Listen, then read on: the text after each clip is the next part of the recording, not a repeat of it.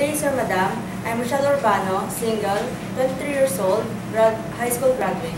Hi, Miss Rachel. How are you today? I'm very much fine, Madam, sir. So what do you think are the right attitude and characteristics of a good domestic helper? It must be loyal, hardworking, and honest. Okay, so how will you avoid your homesickness? I avoid my homesickness by keeping myself busy at work. Can you tell us the proper way on how to take care of children?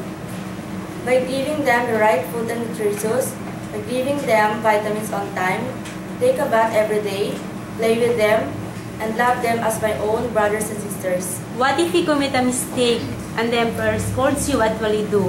I will say sorry or apologize, and I promise that I will never do it again. So what is your last message or promise to your employer?